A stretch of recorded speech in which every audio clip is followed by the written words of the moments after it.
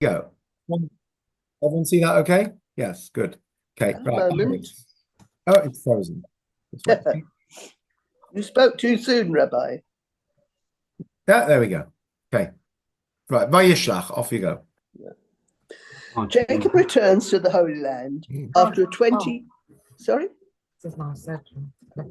Jacob returns to the Holy Land after a 20-year stay in Haran and sends angel emissaries to Esau in hope of a reconciliation. But his messengers report that his brother is on the warpath with 400 armed men.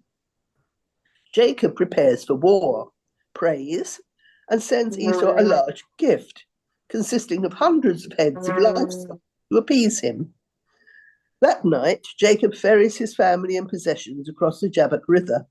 He, however, remains behind and encounters the angel that embodies the spirit of Esau, with whom he wrestles until daybreak.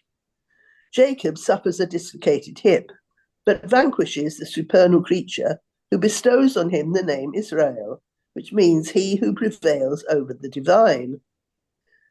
Jacob and Esau meet, embrace and kiss, but part ways.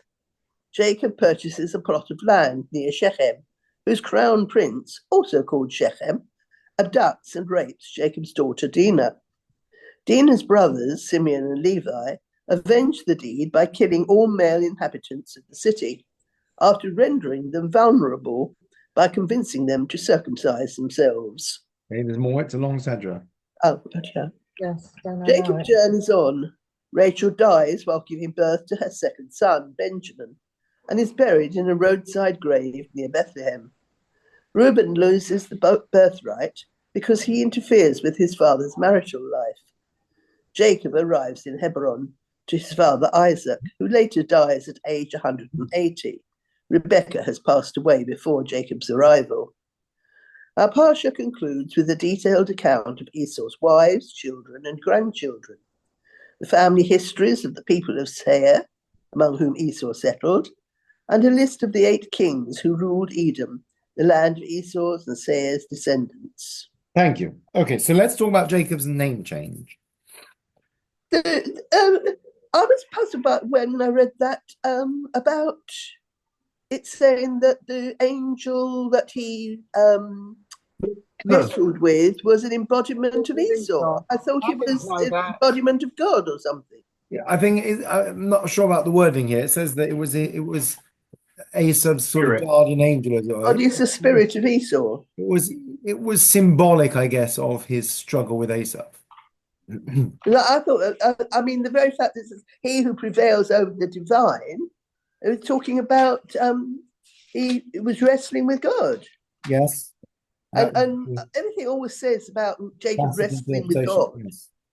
It's interesting. There was a gay rabbi called Stephen Greenberg who wrote a book called Wrestling with God, which is about a very different thing. It's about his journey. Anyway, his name gets changed to Israel. Now, anyone know what's unusual about this name change compared to Avram and Sarai and others?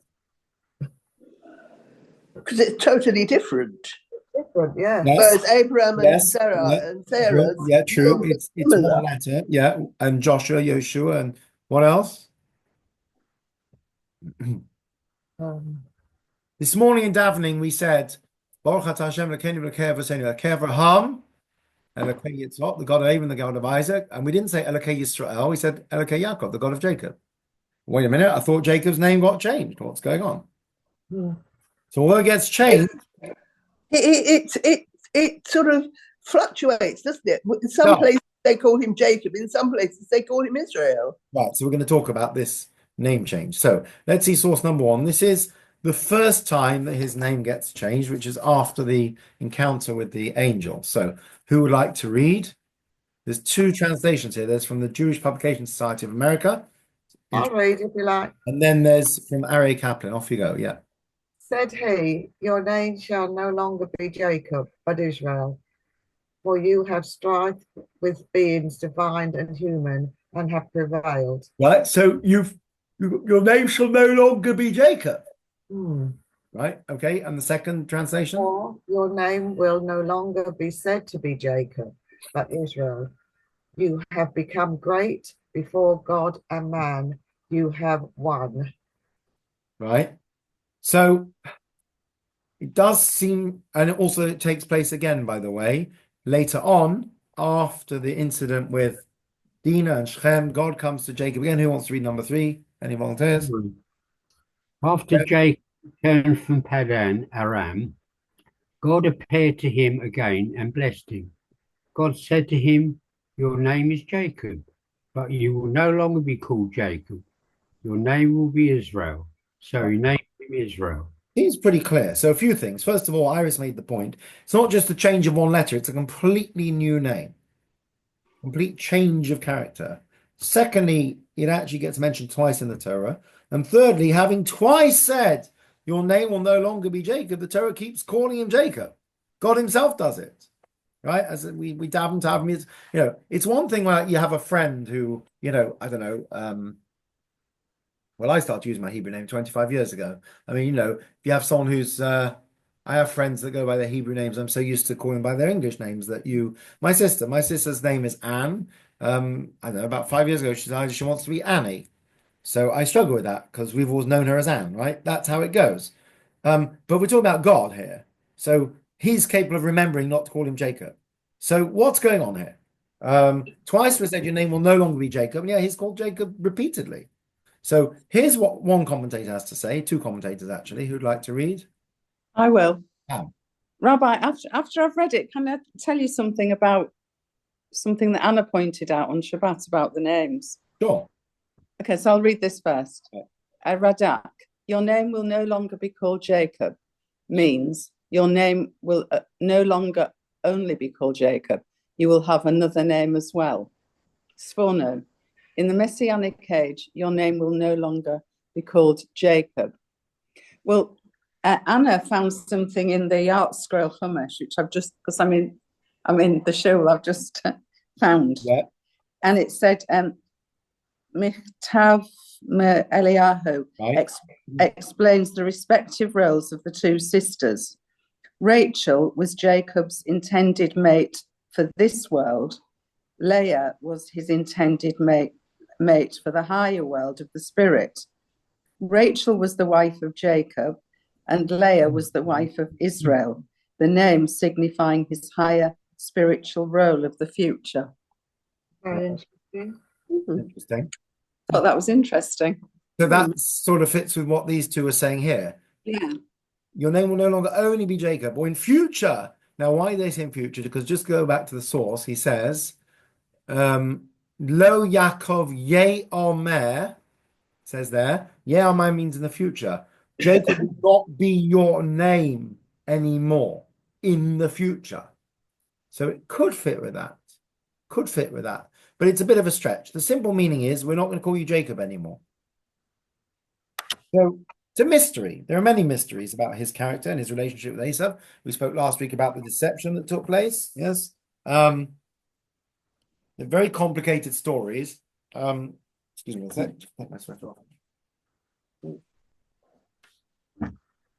So my dad always used to say, Esau gets a very bad press, he's the bad guy the whole time. And I always used to say, yeah, but this is Jewish tradition. There was a guy called Arnold Lewis in Liverpool. I think he's still alive and well. And he said he wanted to start the Esau Appreciation Society. He thought he was completely misunderstood. Not sure about that, but it is interesting that, in the Midrash, Esau's always you could say the same about Ishmael, but not to the same degree. Esau's always the bad guy, and Jacob's always the good guy. It's very black and white, right? I would ask you the question, is life black and white? No, it's certainly not. We learned in Tanya, right? Most people are not a perfect tzaddik or a perfect Rasha. People have a bit of different things in them. So when you're teaching a 5-year-old kid, you need to put it in black and white, the good guys, the bad guys. But it's never quite so simple. In fact, there's a very famous thing. I think I mentioned Rabbi Y.Y. Jacobson says, do we believe in nature or nurture, right? People say, people can't help blowing themselves up because they grew up in terrible poverty and refugee camps or whatever excuse they give for things, right? So said, is it nature, is it nurture? The answer is it's both, but you can overcome your nurture. So we have on the one hand Esav, who, is always portrayed as the bad guy, but actually, when he meets Yaakov, he embraces him and he forgives him. Now, some say embraced him because he tried to bite him on the neck, but the simple meaning is that he overcame his natural sort of belligerence. On the other hand, in this week's said you have Shimon and Levi, who are well brought up, who go on the rampage, and Jacob chastises them for what they did. So what's going on here? These guys grew up very well brought up, and yet they went off the rails. And you have Esau, who's always the bad guy, but he also has a soft side to him. So, as Rabbi Sachs says, sometimes you need things in black and white, particularly for kids, and there's a reason for that. But it's not really so black and white, and the text is more subtle. It doesn't actually say anywhere, by the way, that Esau's bad and Yaakov's good. They're different types of human beings, right? Esau's the hunter, which in many cultures makes him a hero, whereas the Torah praises the shepherd and the farmer, the farmer herdsman rather than the hunter-gatherer. The hunter-gatherer is not the hero. He's often seen as a caveman, a figure of violence, primitive, especially when combined with... But Esau wants to murder his brother. Right. Because he's a hunter, right? Right? There is a famous midrash. Don't remember where it is. It says that as much as we're not superstitious, we do sometimes talk about astrology and stuff. So it says people born under a certain mazel, I think it's Mars, which is the red planet, right, are going to be very bloodthirsty. So it says they'll either become murderers or they'll become shochtim or moelim. So you can have a certain innate instinct and you can channel it, right? So if you're a very aggressive person, you could either become a murderer, which is not good, or you might become a hunter, which is basically legalized murder of animals, right? Or you could become a shochet or a moel. So soldier. Yeah, there are ways to channel things, but the hunter, the aggressive, we're told about Ishmael that he will have, that he'll be aggressive and he'll make war with everyone. So it's often seen as a negative. It's interesting because we could argue that one of the changes of Zionism in the last however many years is, I don't want to use the word glorification. I don't want to be disrespectful, or I can't quite think of the right word, but if you go back 100 years, I don't think Jewish society had any kind of sort of heroism around military service. Military service was something like going to the Russian army because you couldn't get out of it. Now you have a whole Jewish nation where national culture and value revolves around military service. I think that's a very unusual scenario, right? And like Rabbi Meir Kahn, you say Jews are not used to standing up for themselves. That may or may not be true, but it's definitely a shift in mindset. Traditionally, we weren't that way inclined. We were quiet shepherds and farmers that just got on with it quietly. So you've got the hunter and you've got the shepherd, right? It doesn't make one bad and one good. They're just, it's not that Esau's bad and Jacob's good. Esau is the world that was. Yaakov is the new soft world, the spiritually different world. And they're twins. And we know that their whole relationship is based on sibling rivalry. And sibling rivalry, as anyone who has children will know, is FOMO. They want what the other kids have, even if it makes no sense. And that's Yaakov's name. Anyone remember what Yaakov means? Jacob, Yaakov, what it means? Anyone remember? He who supplants. Sorry? He who supplants. Yes. He who supplants. Yeah, he's trying to supplant. Who tries to get the better of. Trying to grab. He's grabbing his brother's heel. Yaakov, Akib. What do names have? You're the one that's always grabbing things that aren't yours. And that's the story of his life. He was born hanging onto Esau's heel. He bought his brother's birthright. He wore his brother's clothes. He took his brother's blessing, right? And what does Yitzhak ask him? Yitzhak says, "Who are you, my son?" And what does he say? "I am Esau, your firstborn." So besides the fact that there's a whole discussion about how he could say that, what's going on here? Freud would have a field day. Clearly, he's got a firstborn complex. He wants to be the firstborn, yeah? His whole life he's hanging on to his brother's tail, coattails, his brother's heel. Interesting perspective, no? That's Yaakov, that's Jacob. He's the man whose whole being is he's a twin, and his whole being is that he was born hanging on to his brother's heel. And his whole life has been about trying to be his brother and catch his brother and catch up with his brother and maybe supplant, as you said, or supersede. Maybe that's why when Isaac asked him, "Who are you?" his aspiration is, "I wish I was Esau, your firstborn." Why would he want to be Esau, by the way? I mean, it's Rivka that says to him, "Go get dressed up," and so on. But on a deeper level, if he was sitting on the couch in the therapist office, why would he want to be Esau, particularly for his father? He wants to be the chief of the clan. Much simpler reason.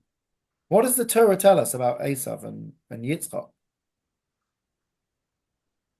Esau was a man of the field, and Jacob was a man of the tents. And how did that fit in with the parents? Let's have a look at the source. Iris, would you like to read? Isaac, who had a taste for wild game, loved Esau, but Rebekah loved Jacob. Right. So Esau had one thing that Yaakov didn't have. What was that? His father's love. Right. The reason the Torah gives is a very superficial one. Yitzchak liked meat, and Esau was a hunter. Maybe it's more subtle than that. Maybe he, you know, it's like those people that say, you know, be a man, son, be a man, you know, man up. Take the kid fishing, or tell them to go and deflower some girls, or whatever it is. They do it these days. Be a man, you know. So maybe Yitzchak was a man's man. I don't know. Not sure. But Rivka loved Yaakov, but it says Yitzchak loved Esau, Torah tells us. And then what happens? He meets this stranger at night. He grapples with the stranger. Our rabbis tell us it was the angel, guardian angel of Esau, so it's symbolic. And finally, he's told, your name will now be Israel. Why? Because you've wrestled with God and with man and you've prevailed. Okay, that's one explanation. There are other explanations. Let's have a look at this. Who would like to read? Who hasn't read yet? Julian, you haven't read yet, have you? I'll read. Right. And said he, your name shall no longer be Jacob, but Israel, for you have striven with beings divine and human, and have prevailed. Sar equals prince or royalty. Yashar is straight or upright. Right. So, by the way, the first time it's actually the angel after the wrestling, and he says, "Let me go." He says, "I'll only let you go if you bless me." And he then says, "Your name shall be changed." The second time, it's God Himself. So, looking at the Hebrew, we have to look at the Hebrew. It says, one second, by Yomer, I can't see it. 1 second. So he says, Yomer lo Yaakov. Lo Yaakov Yeyamer od Shimcha. Jacob will no longer be your name, he in Israel, but rather Yisrael. Ki sarita, because you struggled, right? Yisrael, Sar, to struggle with God. So, alternatively, Sar can be a prince. The kind of questions you don't have in our shul, but you get in St. John's Wood or Western Marble Arch are, how do you call up someone who's a lord, right? So how do you call up a sir or a baron, right? So there are certain translations. They say hanasich. I think a nasich is a nobleman, or hasar. I think a sar is an officer, or a prince. So sarisa could be from the word sar. Could also be from the word yashar.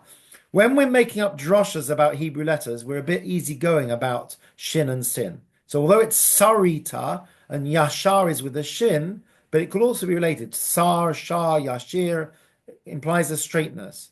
So you were upright, you prevailed, you are royalty. You now become Yisrael. Yisrael is one who wins the struggle.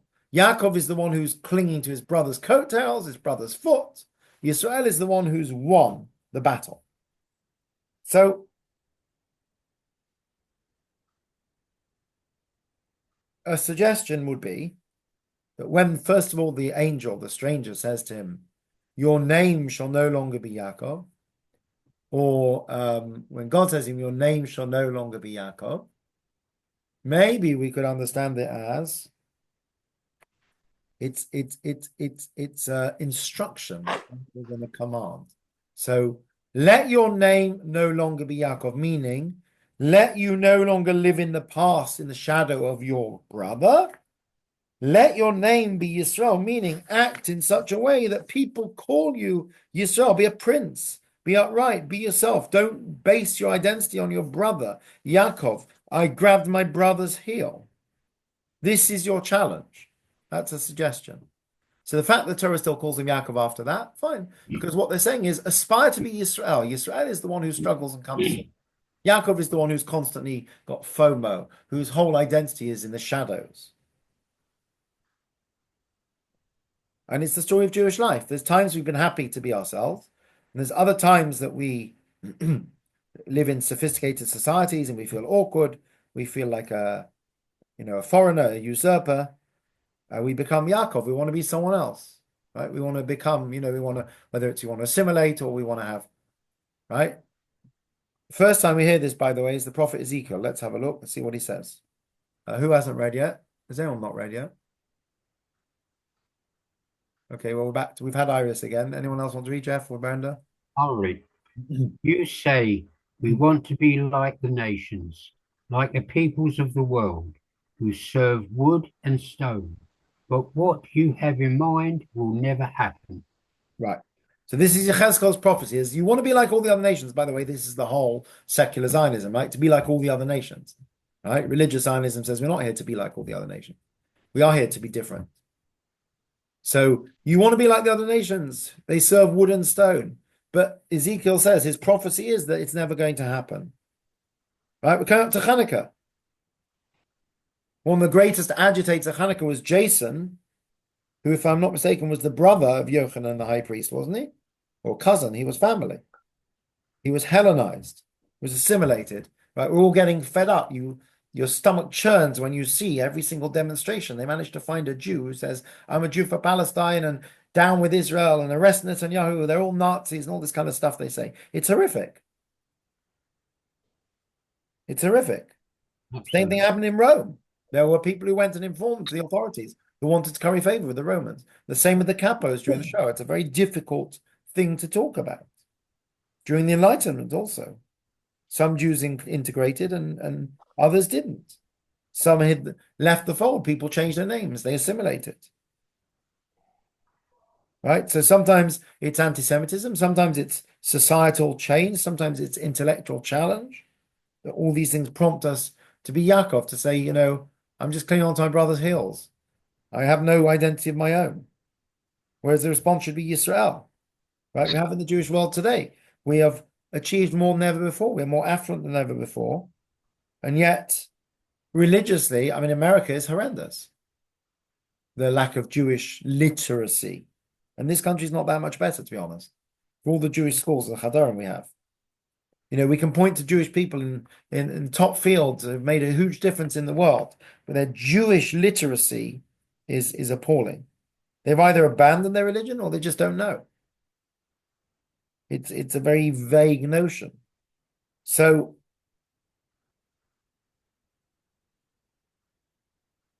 this is the question. Are we Yaakov? Or have we moved on? Are we Yisrael? Are we Yaakov who was afraid? He wasn't sure. He wanted to be his brother Esav. Or are we Yisrael who struggles and wins the struggle? Let's see what Rabbi Sachs has to say in conclusion. Julian, you're always good with Rabbi Sachs. Off you go. Okay. Got it? Is it the source 8? 9. No, you should have changed. No, I haven't got 9 yet. Oh. Oh, We have. we have. We have. Yeah. All right, I've got it now. Yeah. Right. The fact that the Torah and tradition still use the word Jacob, not just Israel, tells us that the problem has not disappeared. Jacob seems to have wrestled with this throughout his life, and we still do today. It takes courage to be different, a minority, countercultural. It's easy to live for the moment like Esau, or to be like the peoples of the world, as Ezekiel said. I believe the challenge issued by the angel still echoes today. Are we, Jacob, embarrassed by who we are? Thank you very much. Or are Israel with the sorry. courage A bit to more. stand upright Yeah, and sorry. Yeah. walk tall in the path of faith? Sorry? Yeah, no, carry on. Son. No, that's all I've got. Sorry, I'm getting distracted. I accidentally put Bear's report on my WhatsApp status. I'm deleting it. Right. Okay. I can read that.